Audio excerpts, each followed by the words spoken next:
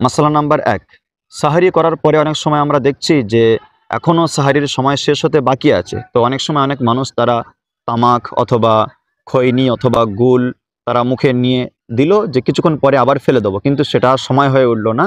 হঠাৎ করে সে ব্যক্তি হয়তো ঘুমিয়ে গেল, হঠাৎ করে তো ঘুম থেকে উঠে দেখছে যে সাহারির সময় শেষ হয়ে আধা ঘন্টা পার হয়ে গিয়েছে, অথবা সকাল হয়ে গিয়েছে, অথবা সকাল ৬টা বেজে গিয়েছে। যাই হোক, মোটামুটি যদি সাহারি করার পরে মুখে তামাক অথবা খৈনি অথবা গুল এই দ্রব্য কোনো জিনিস নিয়ে যদি সে ব্যক্তি ঘুমিয়ে যায়, আর যদি সাহারির সময় শেষ হওয়ার পরে যদি তার ঘুমটা ভাঙে, সেক্ষেত্রে ভালো করে খেয়াল রাখবেন, সে ব্যক্তির রোজাটা কিন্তু হবে না, তার রোজাটা আবার কাজা করতে হবে।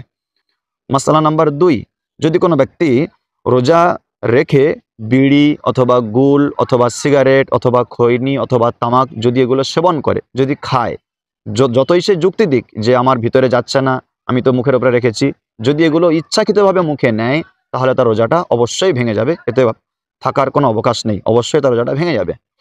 ৩ নম্বর মাসালা হচ্ছে এটা, রোজা রেখে যদি কোনো ব্যক্তি গুল অথবা পাউডার বা মাজন বা ব্রাশ যদি করে, তার রোজাটা থাকবে কিনা। এখানে মাসালা হলো এটাই, যদি কোনো ব্যক্তি রোজা অবস্থায় গুল পাউডার বা দাঁত মাজা মাজন বা গোড়া গুল যদি এগুলো দিয়ে সে ব্যক্তি দাঁত মাজে, তাহলে সেই ব্যক্তির রোজাটা মাকরু হয়ে যাবে, ফতোয়ার মধ্যে যেটা লেখা আছে।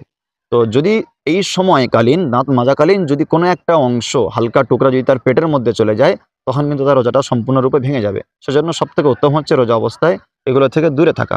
আল্লাহ তাআলা আমাদের সবাইকে রমাদানের প্রত্যেকটি রোজা সুন্দরভাবে আদায় করার তৌফিক দান করুন, আমিন।